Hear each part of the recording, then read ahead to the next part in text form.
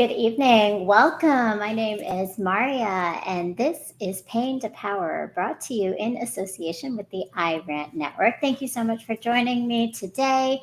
I am really excited about my guest, and in a few moments, I'm going to be bringing him on. Before I do, please make sure that you are subscribing to this channel right now, hitting the like button to make sure that you are showing us love. And if you're watching the pre-recording, go ahead and subscribe, hit the bell, and hit the like.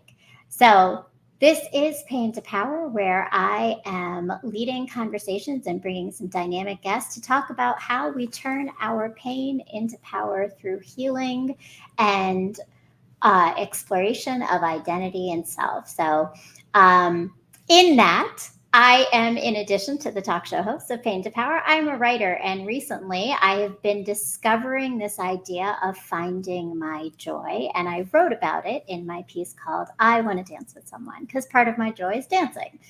But I wanted to share with you that there's this unexpected outcome when we start to find our joy that I don't think everybody talks about, but I've started to realize it, which is that when you start to understand what brings you joy, you actually start to build up your boundaries of what does not bring you joy and what can potentially bring you harm. And that's been a beautiful understanding for myself, because in finding joy, I've also found my own awareness of how to vocalize what doesn't bring me joy. And I'm able to identify when something doesn't sit well with me and align with joy. Things that normally would, when we think of alignment, be peace, calm, growth. And if it doesn't, I don't want it in my life.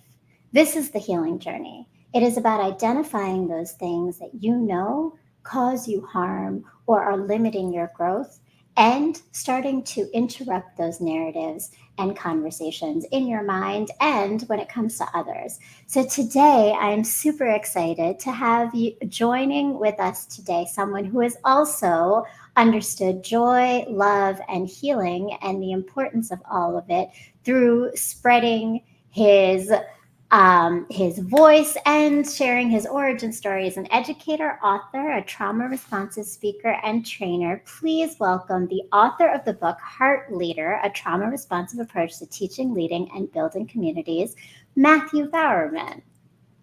Hi, Maria. Thank you so much for having me on. It's great to be here. It's so great to have you, Mathew. How are you doing today?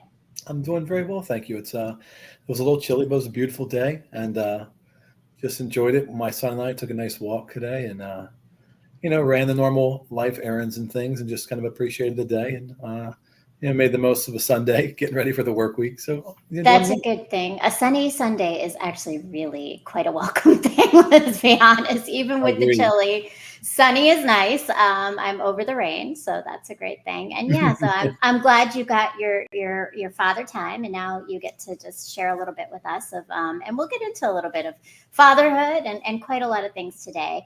But I'm really glad to have you on here. I know you are an author of a book, and you also have you directed and wrote a documentary. But all of this kind of is in the backdrop of your understanding of pain and power. So I always ask my guests when they come on to tell me their thoughts in terms of when you think of this idea of turning pain into power, what has that meant for you? I think when one considers pain, what it looks like and what it feels like and smells like, tastes in all of its nuances and colors, however it comes to one, either directly or vicariously, the way I've learned to try to manage it, like mitigate it, is really around seeing the opportunities embedded in it. That just like being afraid of something, and we fear things that we don't understand, and we become afraid because it's partially our body and then our brain and our emotions kind of all coming together, intersecting to give us messaging to let us know something. There's a lot of traffic crossing the street, and you want to get to the other side quickly it's a little scary to try to navigate that, especially if you're not at the crosswalk. It's your body, your brain's way of telling you you need to slow down, take a breath, and look what's all around you, so you don't get injured and put yourself in harm's way.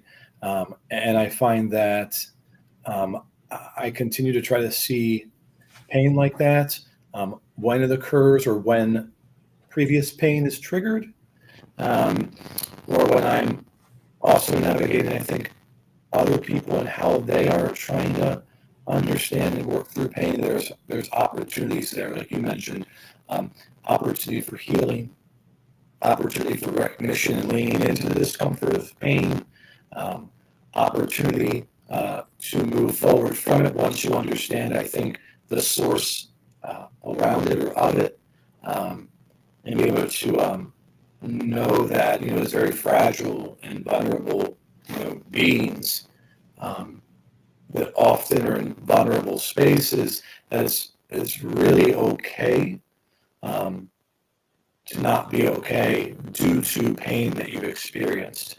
And as you kind of lean into that and work through it and at times carry the weight of it, that there again are opportunities in there as you work through it and learn to process it, to do everything from kind of learn to regulate your emotion, to practice and promote self-compassion and self-love, to kind of exist in a state of trying to be mindful to reduce, hyperarousal, and kind of process through like feelings around shame or self-blame or low self-esteem, all those things that are traumatically often attached to pain.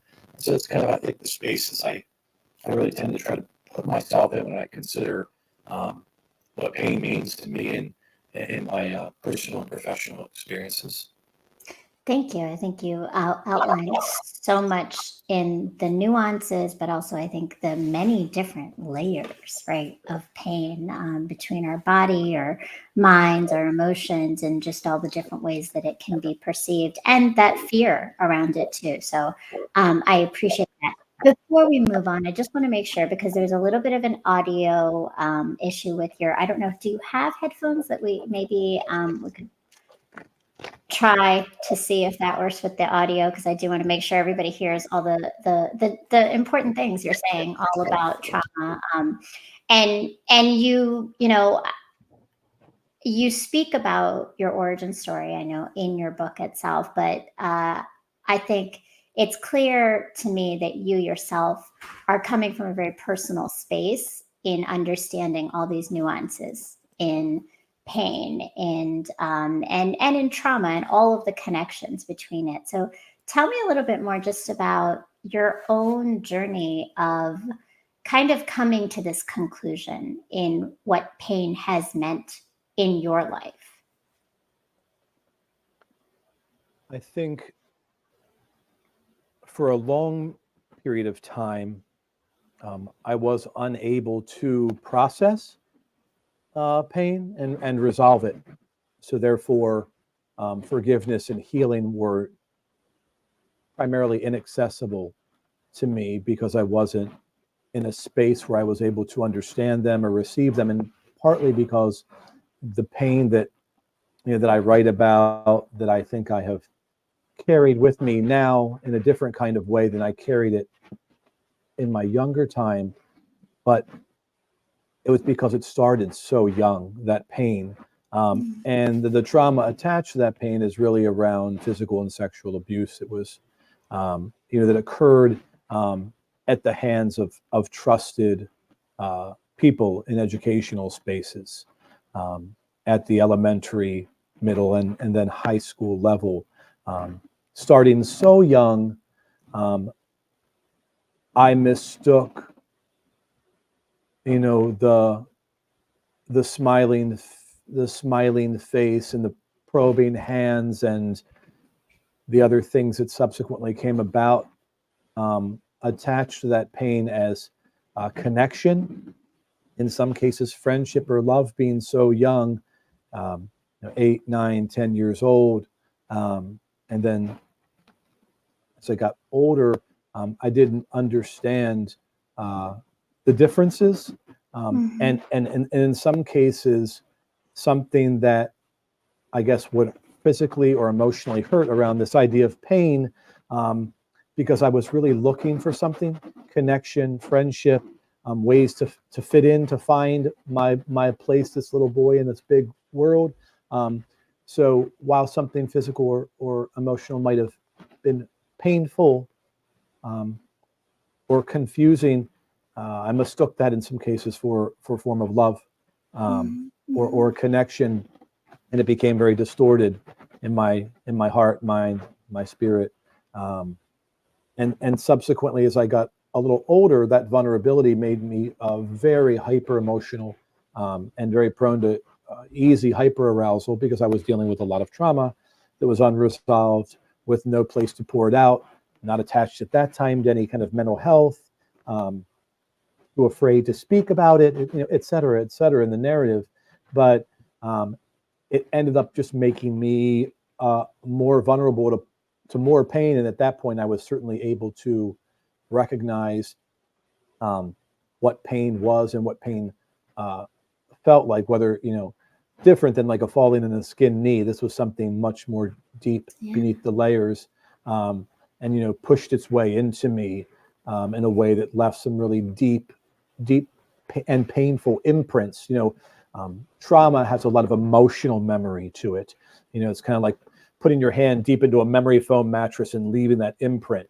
There were a lot of fingerprints and handprints left on my emotional psyche in very painful ways. And I think it took the better part of most of my adult life to peel back those layers and get the right kind of mental health and partner with the right kind of people and play, and escape from those monsters and do the hard work, but the right kind of work to start to unpack that pain, to turn it into something else, to turn it, I guess, in this way, the power, and to empower myself really, and to start to take back the pieces of myself that had subsequently been taken from me, robbed, in essence, that had been stolen, broken off of me, like snapping off pieces of a twig. And then, so I think that's a big piece of it, part of it. But that's huge. And first, Matthew, thank you for your honesty and vulnerability. I think just as an adult, to speak to all of that, and even just the honesty of saying that you didn't even identify it as pain originally, right? Like you that confusion of children experiencing things and making sense of things is really real. And there's a lot of kids, I'm sure, that are in that space currently and have been in that space, as well as adults, right? So I think there's so much power in speaking to things that are not spoken about. So I truly appreciate you bringing that to the space and being honest about that. And so tell me like a little bit about how you started then to see those things differently. Like at what point in your life were you able to identify that what you were experiencing was deeper than just your trigger of emotion, right? When were you able to speak to it and name it, and what kind of led to that for you? I appreciate that. Thank you for what you said. And I appreciate that. I think I was connected with a variety of grown-ups, of adults that were, people that one would assume you would trust, who were nothing like that. And so I was very confused about the dynamics and interplay between child adult, and just how far they would or wouldn't go, and just how far I was or wasn't supposed to go. And I write in my book that like trauma doesn't happen, with a child. It happens to them. It's done to them. And the things that were done to, me as this child really left me unsure how to trust or understand those relationships. And so I was heavily interested in and involved in the arts as a young child. I often tell people now, I think a big part of it was so much more beautiful and interesting to be somebody else than Matthew, because I was so, I think, afraid of what people would find out or what they would know or what else might happen. I'm not sure, but playing those characters, disappearing into music and dance and all of these things that I had a given gift for and was really good at, started to lead me also into some other spaces. And it was there early on. One of my mentors, and still one of my mentors today, I thank him in the back of the book, Dr. Anthony Leach, who was a head of gospel and choir music at Penn State for a very long time, retired now, but he was running a program for gifted and talented in the arts. And he was one of the first adults outside of my family, and outside of that next level circle, who just saw this hyper emotional, wounded, scared little boy without, you never have to know a child's trauma to love them. I say that frequently, and he certainly didn't know it at the time, but he saw things about me. He saw opportunities. He saw possibility, and he just loved on me and nurtured and mentored and challenged and encouraged and praised and gave me a world of music and experience that I had not experienced before. And it was able to open up new levels of love and trust between us and just for myself, that then gave me other outlets for my dysregulated self, for my fear, for my anger. And while I still struggled in school and was still, dealing with those other things, I had this other place now that was a safe place and a safe person, that led me, for many, many, many years that we were collaborating and together, that saved my life.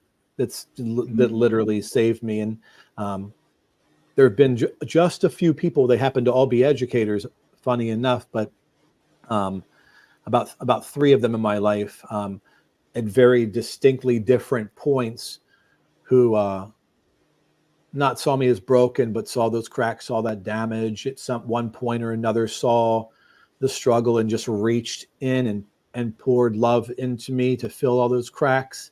And at each of those points, I needed that and was being caught up in that swirl of the previous trauma, of things unresolved, and still those childhood wounds and some adult ones as well, and were able to help continue to light the path for me, and not only light it, but take my hand and walk me along with them. So it was really some powerful moments like that. And then, of course, I think parallel to that journey,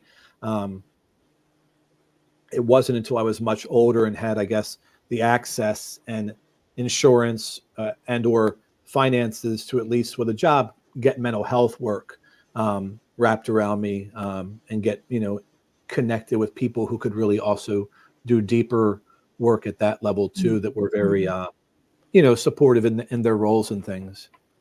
Right. Well, I mean, that's one powerful that you were able to shift that narrative of not trusting adults to trusting adults again, like that in and of itself, right? I think you lay out how educators have this power to break and build kids, and you've had both happen for you. And Dr. Leach, is that what you said? Correct? That was his name? Yes, Leach. Dr. Tony Leach. Dr. Tony Leach, yeah. I mean, but it sounds like he definitely had an impact on you, and now you are doing so much with that. So from this experience and what you learned through that shift of trusting educators again, it sounds like, right? And arts. Tell us a little bit about just how did your journey then kind of start to move into now your power?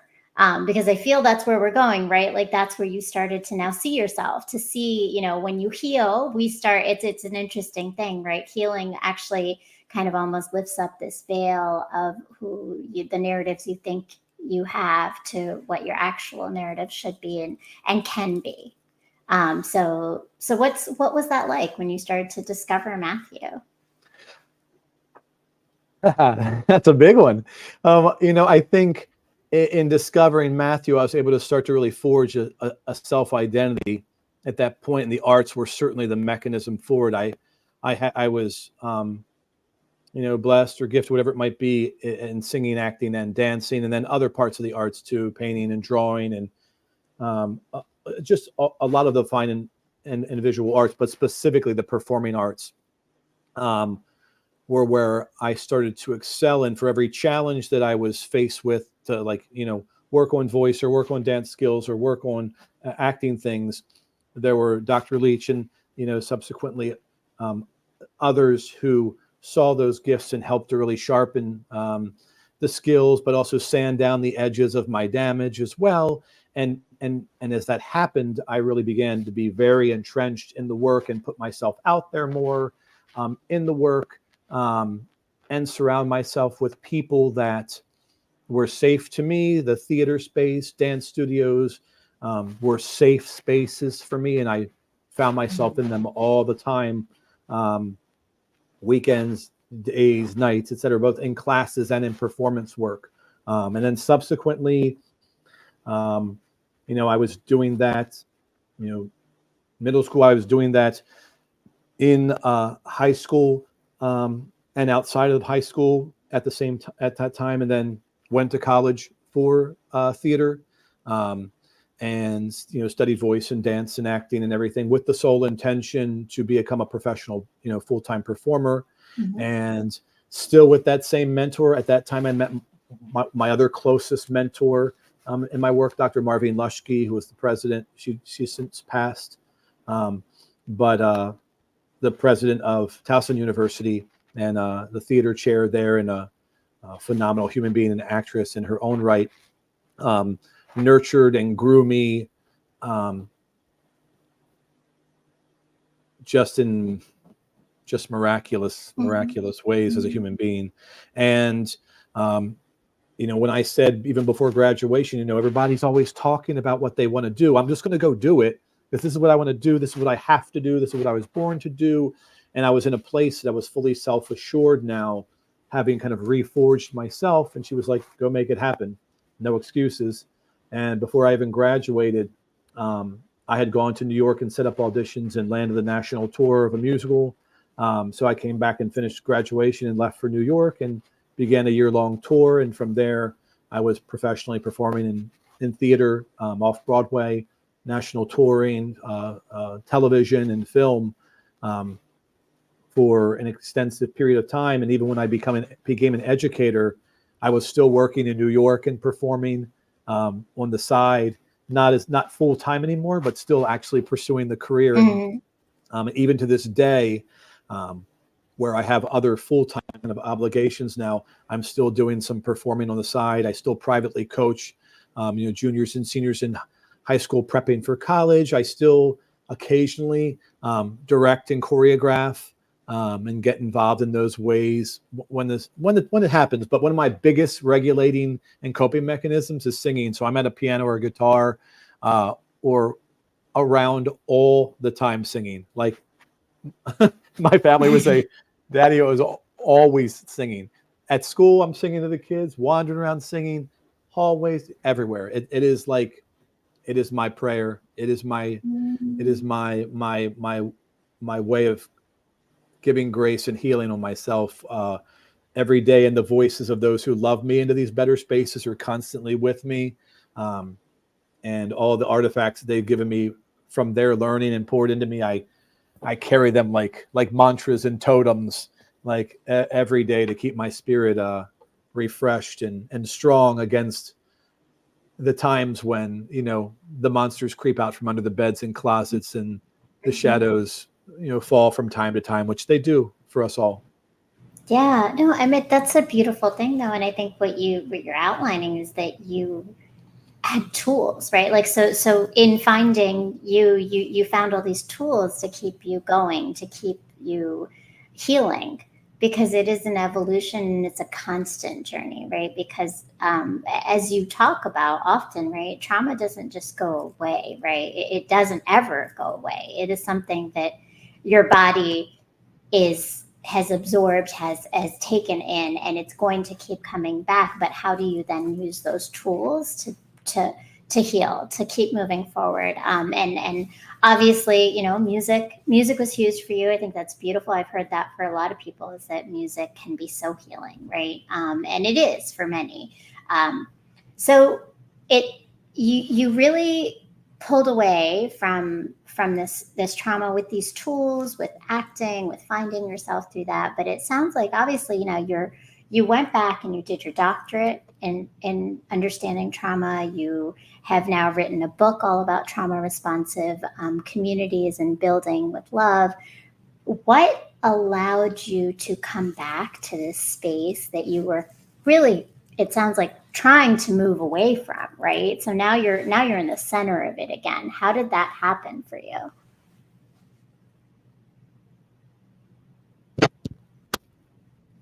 And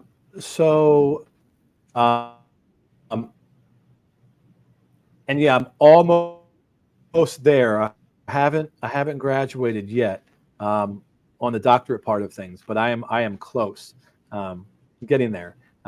For a very long time, like many of us, and love learning. But I think the biggest part was becoming a father. I came off the road performing to become a father.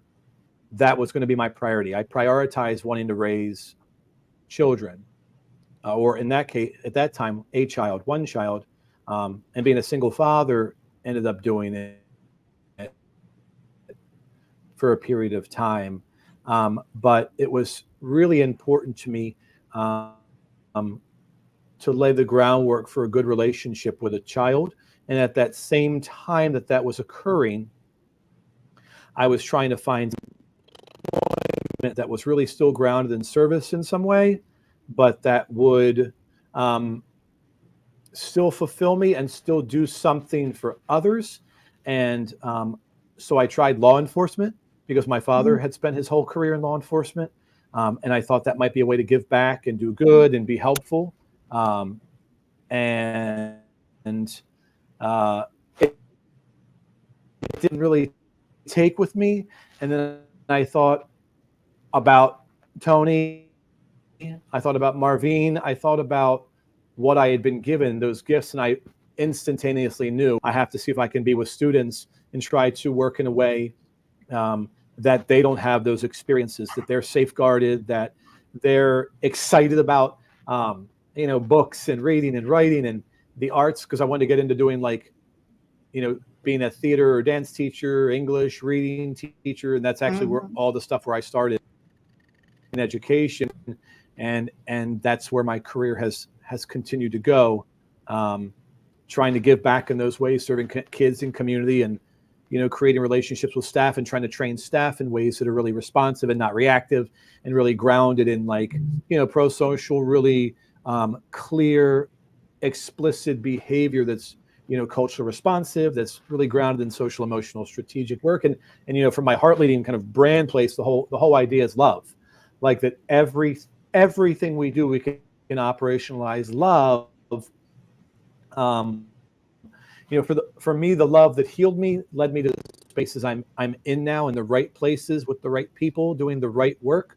And so I try to now elevate and encourage that with my students and communities and the staff, to live from this similar lens, that love, in the same way that giving it to yourself to heal you on a daily basis, is the same work we need to be doing to increase social, emotional wellness, mental health, and academic performance, for kids in K-12 spaces.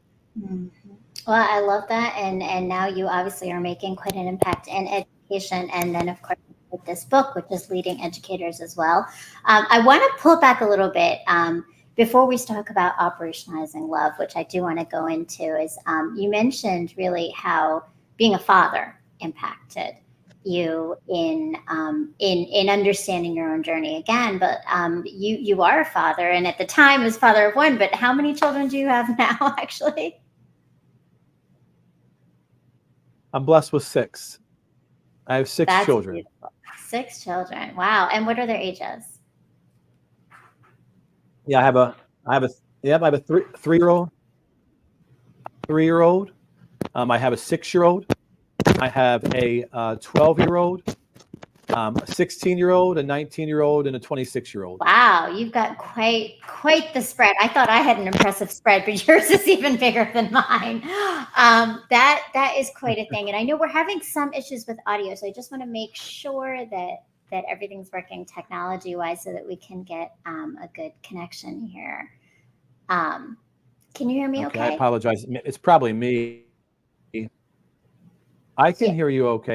Can you hear me okay? Yeah, it goes in and out a little bit. I don't know if it might be your Wi-Fi possibly, and maybe it's the connection. That's a challenge. I apologize. With technology, right? No worries. Just want to make sure you've got a compelling story. We all want to hear all the details. Sure, of course. Is that any better now? Yeah, that's a little bit better. So what I'd love to understand more, because I think parenting is an interesting mirror that shines so much into our lives about us learning about ourselves, right? And you have 6 children. That's quite a journey of a lot of different levels and I imagine evolutions of parenting. So tell me a little bit about what you have understood and learned about yourself in just becoming a father. Well, it's a beautiful opportunity to try to make the world a better place by allowing each of them to kind of come to terms with and actualize their most authentic selves, and helping to encourage that in another human being has been like tremendously rewarding in the experience of being of a parent. It also is really interesting to see yourself reflected in your children, both the positives and the not so positive moments. I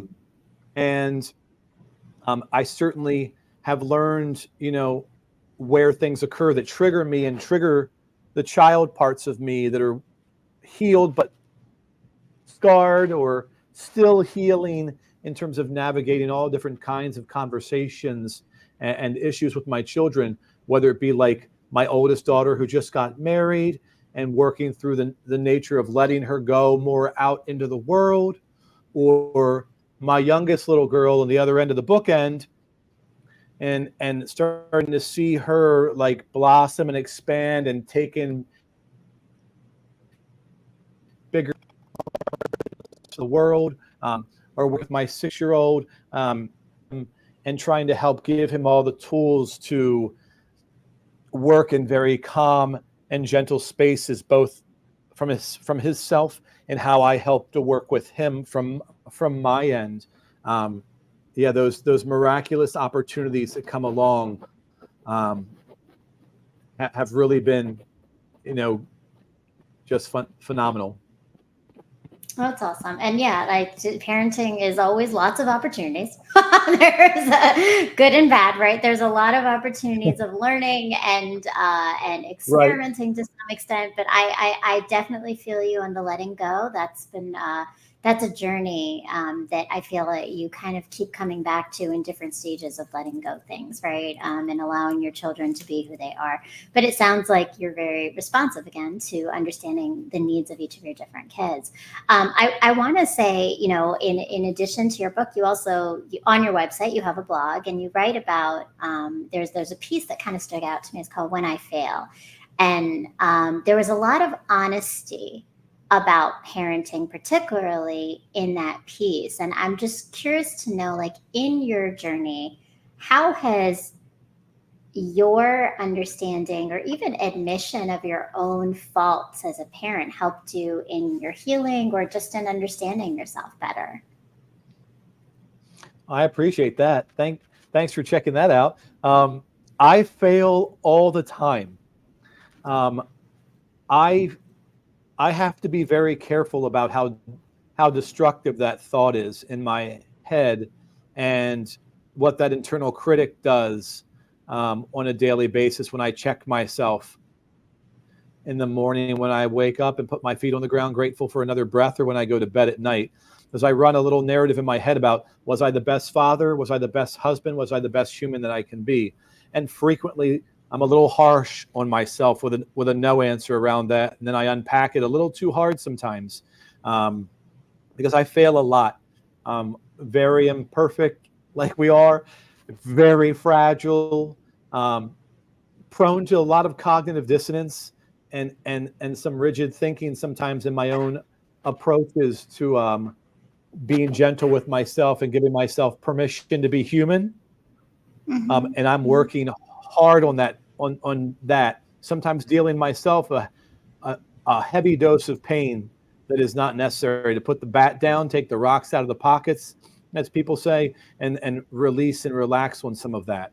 But the more honest I am with myself about my failings, the more clear my successes become, and the more opportunity again I see to get stronger on the shoulders of those mistakes or failings, in terms of navigating, like in that case, better, more honest, more gentle and compassionate conversations with my daughter. That in that post, I just blew it big time, and caused her harm that I needed to repair, and I repaired it right away, because I was aware of it.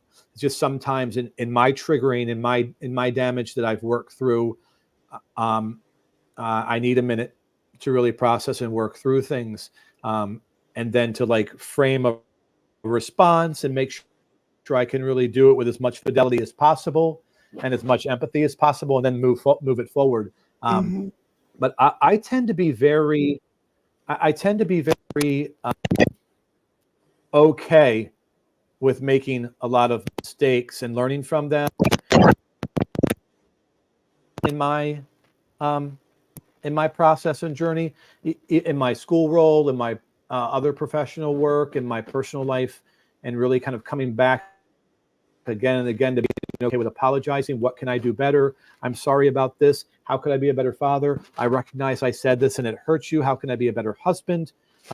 So I do push hard on that a lot in my work. And that is so important. So I wanna honor our chat. I saw Nohobex is here. Welcome to another one of our I Rant families. Welcome, Tasha. That grace is important, and welcome, Yeshe Chico Jones. Peace to the chat. So thank you, and I think like you're talking about again that grace and failing.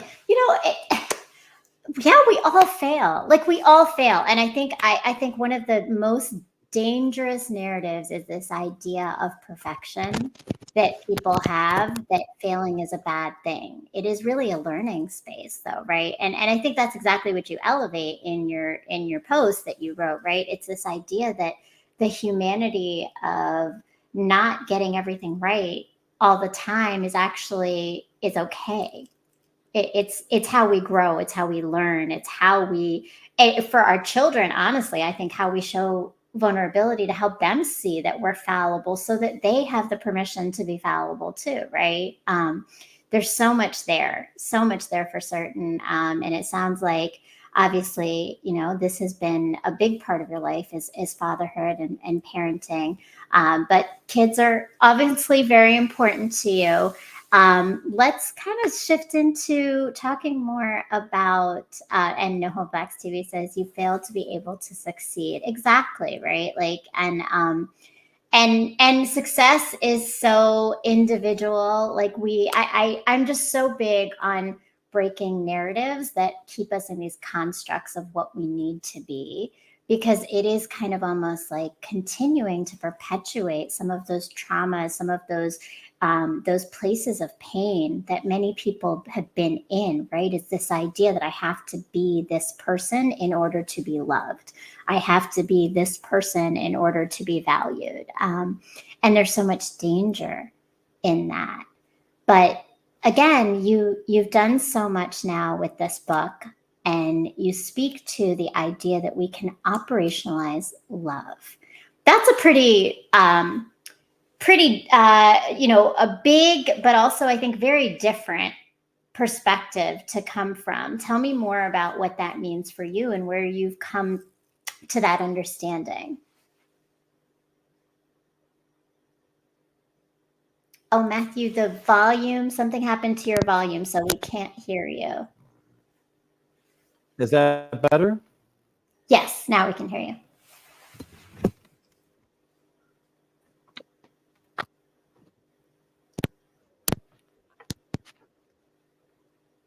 Can you hear me okay now? Yeah, that's actually great. We can hear you. I think that the love, the nature of the love that was given to me by those people that I had referenced, that, in essence, saved parts of me and taught me in ways how to begin to pick myself up, take myself out of the life raft and put myself back on land, so to speak, is the love that just kind of continued to elevate in my love for the things I was doing that gave me so much purpose and meaning, and that gave me courage to do some really heavy work that I needed to do. And so by the time I was entering educational spaces and still getting healthy, mind you, and to this day, but really heavily working then in that mental health work, I saw love, missing in many kids' lives and families struggling to express it in a lot of different types of ways, and knowing it was there, but frail and fragile in ways because people were just carrying so much, struggling with so much. And I think over my work, my time, and then right in the book and in my work as a teacher and really as a administrator, it really became about nothing else can happen in a school community unless we recognize the simple and critical fact that children come first. And in order to do that, we have to do that origin work, right? That self-love work, and really work on bringing the most emotionally accessible, most emotionally available version of ourselves forward, the healthiest version of ourselves we can on a given day, in order to truly be available for our students. And that relational work there is really grounded in the self-love that we give to ourselves, is that we're also pouring and sharing with children and with staff. There are work love languages, just like there are personal love languages, and there's a lot of intersection between those love languages that can be shared, but that it is okay to love the work we do in school communities. It is okay to love our families to better spaces. It's okay to love our children. Some of the best ways we can love them are with those boundaries and expectations and interventions that we provide to our children in schools. Clear, consistent, safe, predictable spaces and boundaries, driven by love, to say, hey, good morning, I love you. It's great to see you. How are you? I had a conversation the other day with a student who was just talking about how everybody sees them like a mess, like a failure, like all of these things. I said, you know what you need to know right now? I'm sitting here with you. Do you believe I'm here with you? Or do you believe we're here just talking? And I said, and he said, you're here with me. I said, so what does that look like or feel like to you? Well, you're listening to me. I said, okay, good. I am listening. I'm trying to actively listen to what you're really telling me. And I hear that something's missing for you. I hear that you're sad. You seem sad. You feel sad in terms of what you're showing me right now. Your words are telling me that. What can I do for you? When we began this deeper conversation, I said, one thing I want to tell you is that I love you and I'm here to support you. And regardless of what happened at recess and what happened at lunch and what else is going on, I'm still going to be here at the end of the day, and I'm still going to show back up time and time again. And when you make mistakes and fall, we're going to unpack those and work through those. And if you cause harm, we're going to work on how to repair that and make that right. And all the times you succeed, I'm going to be checking in with your teachers to celebrate that too. That's what my love does for you. And that's what it does for me and what our relationship is.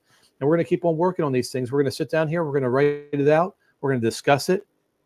But it really helped me to start to think about, this notion of operationalizing it, is that, strategically laying out love and strategies to show or demonstrate love in our behaviors.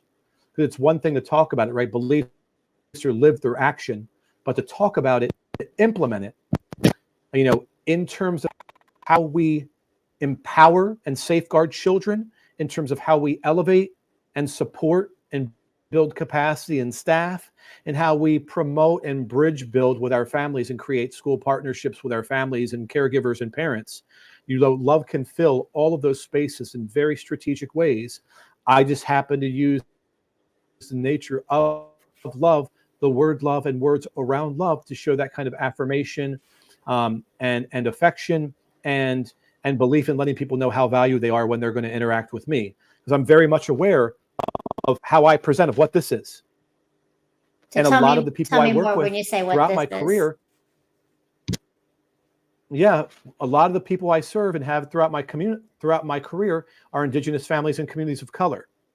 So I'm very much aware of intergenerational trauma and the histories that have followed so many of my families and their families and families across Western education and in this country for 500-600 years or so of ostracizing and marginalizing behavior without love, especially in our schools and what they were designed for, to support like very specific dominant culture. So when I interact, when I seek understanding, when I choose to demonstrate value-based behavior with my families from all over the world, speaking different languages, whether they're first time here or have been here, and seeking community, bonding, engagement, information, communication, from school, I have an opportunity to engage with them in a way to say, I am here to serve you. I am here to bring the nature of service to you from a love-based place. Those children that you entrust me with each day, I'm going to love on them in very particular ways. They're going to be safeguarded and protected. They're going to be communicated with. They're going to be educated. They're going to be looked out for. And it's not just my job. It's just part of what I do. But I don't exist in a silo. I have many partners in this work, and we're trying to build a culture and climate, whether it be where I am now or in other spaces with other colleagues, but where love rules, where the work is culturally responsive and is inclusive, because we're in a service-based profession working with human beings. And I want people to know that I'm not just an advocate, but a trusted ally. That's not only about dismantling and shutting down and stomping out other things that have caused that marginalization.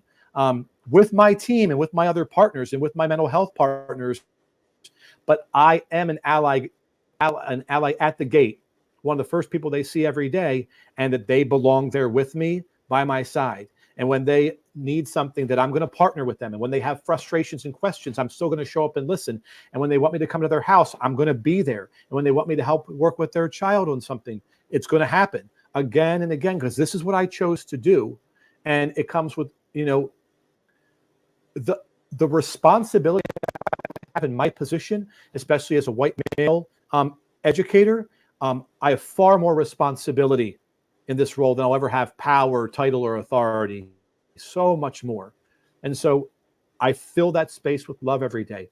I fill those engagements, those communications, whether they are ones where like, we love what's going on here, or they're like, we have a big frustration right now, or we're having issues and we need help from some of your partners. That's how I plug it in. That's what I mean by that. And that's what I mean around the whole nature of operationalizing love in the work. Well, I appreciate that. And you said it's a responsibility, right? Which is so important. But I am curious to know, because I think that there's a challenge, particularly as you brought up race, right? And we bring up bias sometimes, that love can be seen in a way where it actually can be detrimental. And you kind of spoke to this at the beginning in terms of your own experiences, but definitely just thinking, when and how have you been able to help guide educators to recognize when their love is almost harming a child in a way of pity, and this idea that I'm going to love you more and kind of not challenge you or push you, versus love that actually still is actually almost that tough love of growth and high expectations? Do you see, like, have you seen challenges between those two, and how do you address them?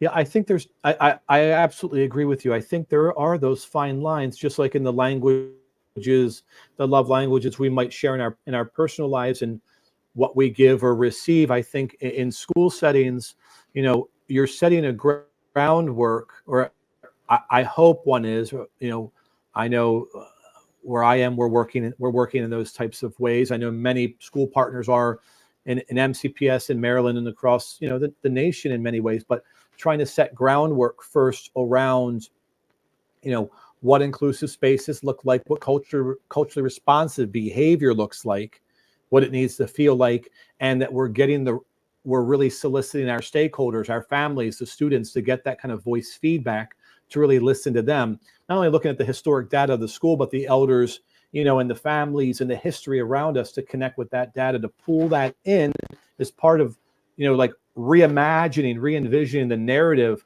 of what school is like now post-pandemic, coming out of a time of loss, but now profound hope for what it could be, and trying to set a new groundwork there with all that history, but the new data, the new voices around what people want, what people need, from how they communicate, how they want to communicate with a school and school leaders, to how they perceive their, back to school nights or other events, to, bringing like PTA events or meetings to their communities directly, to come to their spaces, and providing anything from like meals to childcare or things like that, so that those kind of things can happen, because they might be working very different jobs and schedules than some traditional experiences. And so as those things get built out and kind of layered into, the practices and the behaviors of teachers, and school staff, paraeducators, bus drivers, cafeteria staff, whoever it might be, who are interacting with families and children on a daily basis, then we start to layer in those practices. So the language, that, we're here because we love the work. We're here because we're serving a purpose. We're here because we're in service, and we're focusing on two primary areas, right? Social, emotional well-being, like mental health, well-being work, and academic performance. And the intersection between both is critical. You can't have the performance being high and meeting benchmarks and all those kind of things with unhealthy children or unhealthy adults. And so making sure that you're finding ways to within the larger sense of the school culture and community, love on them around the messaging of loving what we do and why we do it and how we're going to do it, starts at that first level, and then moves deeper into those more interactive or intimate and more interpersonal, dynamics, one-to-one, or, adult to child, or, educator to families, and really teasing out, individually, person by person, what that love would look like and feel like. And there are ways to kind of audit those practices or monitor those things, at least in my end, as I'm doing the work in classrooms and in the building, around how people are navigating conversation with children, what kind of language framing we're using, mindful of various culturally responsive practices or approaches based on what's going on, with those dynamics. And so I think it is a kind of recursive conversation that you're coming back to, and fine-tuning interaction, fine-tuning relationship, fine-tuning behavior, and constantly seeking feedback from those you serve to make sure you're getting it right. When you don't, seeking to repair harm, or seeking to make amends or apologies, or to get corrections, or to gain further knowledge, to embolden your practice and make sure it's as authentic as possible and delivered, in the right kind of way. And to me, that's the love right there around that you're really, loving that experience enough, that potential interplay enough, to really do the right kind of work, where it could be a very challenging or difficult conversation, but one that needs to be had in the service of the family or the student. So I hope that answered some of it without me going on for too long about it. Yeah, no, I think so. So what I heard is the foundation of just loving being an educator, being and putting and centering children at the center of it itself. But I think I heard a lot in terms of bringing in authentic voice from the people that you are engaging with, so that our love is the form of love that is necessary for the individuals in front of us, not what we see as love necessarily, because it isn't understanding everyone's way of communication and their needs, from what I'm hearing. And And there's a lot of relationship building. I do appreciate that you really elevate the social emotional learning as the backdrop and the foundation again, and the conditions necessary for students to thrive in academics, because that cannot be present without the safety of social emotional understanding and relationships between educators and students. So that's huge. So now, in addition to your book, you are doing some other things with your work in terms of trauma responsive community building. Do you want to tell us a little bit more about some of the other things you're doing in this realm? Sure. Thank you. So, beside Heartleader, and that's like the big labor of love project, but, I am, you had mentioned it earlier, I'm a doctoral student at Bowie State University, specializing in the concentration in trauma responsive teaching and leading. My doctoral advisor is the head of the counseling program there, Dr. Otis Williams, a great guy. And we're working to shape my work there, looking at the efficacy of trauma responsive spaces and programming in K-12 education and MCPS is where I'm going to really focus. And if that programming, if those skills and tools being taught and used are effective for communities of color. And I'm working on research around that, And then I also write and publish a lot on the national level around designing trauma sensitive spaces,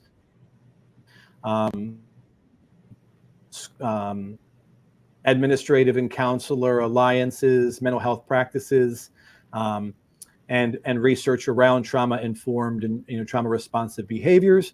And then with my publishing company, who published Heartleader, teacher going around to schools or business, whatever it might be, engaging in work around designing trauma sensitive spaces, around heart leading specifically for bridge building for school family engagement, or really working with educators to design practices and programming around very, very specific trauma sensitive tools and social emotional supports. So that's kind of like my other life that's happening, as well as being a school administrator. That's a lot of balls in the air, a lot of things to juggle there, but making some impacts in many different places. And just to clarify, MCPS, Montgomery County Public Schools in Maryland, which is the same district that we both work in. But for those of us who are any listeners who are not familiar with MCPS, that is the space. But and thank you so much for the work you're doing. You've obviously been through quite a journey of your own to get to a place where now you are trying to help and heal so many other students and families and staff members, I'm sure. In this work and in creating Heartleader, what are some big key, final takeaways for yourself that you have understood about healing and the complexities of it? That's beautiful. That's beautiful. I think first I would say everyone has a story, and to be very gentle with theirs. And to that end, you never know what someone else is carrying with them, what they've been through. I've talked to hundreds and hundreds of families from all over the world at this point in terms of experiences, and learned so much about them and maybe even more about myself around this work, and that you can never live in a space of judgment or bias or pretense when trying to make yourself really available to someone else, and that they trust you enough to be that open with you to talk and to share and to exchange. It's truly a gift when someone shares a story with you, and that the love that's happening there in that sharing, to try to bring your full self to bear upon that experience, full active listening, full engagement, as authentically as possible, because it's just all about, like you mentioned, it's all about authentic relationships and all about loving yourself and people authentically, for whatever that means on a given day to a person. The work we do in educational spaces and business, wherever it is, but specifically in educational spaces, is fraught with a lot of weight, a lot of challenges. And so being really gentle with oneself and loving oneself is really critical in the work, in order to do that other work, and to be as gentle with yourself as you are with those you're serving, the other staff, children, families, and patient and graceful. And when you need to check yourself, when you need to take a break, that's significant mindfulness right there. That's heavy self-care, that you're able to recognize that in yourself, and to run that kind of regulation check, and step away and go do the work you need to do for a moment or several moments or longer in that given space, to like be where you need to be to check your heart, mind, and spirit around things. That's beautiful and so important. I think you lifted up kind of where we started, right? Your body, your mind, and your emotions all are connected to how we are healing, and all of those pieces need to be in sync. And we have to give ourselves grace. And I love that you said that, right? Everyone does have a story to tell. And thank you so much for telling your story, for sharing your story through your book, through your work. Thank you for joining us and sharing your story. And please tune in every Sunday at 9 p.m. for more stories of my guests who are taking their pain, finding their grounding, their centering, and now are healing others by leading with love, like Math here, leading with love through writing, through art, in all the different ways. This is how we heal in community. This is how we gain the tools. And hopefully tonight you have taken away some tools to continue to love, give yourself grace, and remember those boundaries are how you continue to heal and find your grounding. So thank you so much again, Mathew. Appreciate that. Thank you to Jawlogic, Mr. M, who is the producer tonight, as well as to our iRant Network and everyone who tuned in. Please make sure before you leave that you hit the like button, you subscribe, hit the bell, and that you join me on all of the links below. And Mathew, follow him on, where are you? Social media, where would we find on X, you can find me at X on at MJ Bowerman, or Insta at Mr. MJ Bowerman, or my Heartleader Trauma Group on Facebook on Heartleader, or www.teachergoals.com/Heartleader. Yeah, I'd love to engage with anybody and collaborate. Below. I love it. Everything is linked below. Please you go check out, and you can see his blog is right here on the website. Please go and check it out, as well as the book. And if you have a Roku TV, please make sure, and Mathew, I don't know if you have a Roku TV, but please go, if you do, and find the iRant channel. We are featuring all of our many different shows from the network, as specifically also Pain to Power. And you can find the BGI station, where there are my shows, previous and current, and many other hosts from the iRant network. So please make sure you put that on your Roku TV. Follow us on YouTube, Instagram, Facebook, TikTok, all of the places. And continue to join us every Sunday and your healing journey. Peace, love, and light.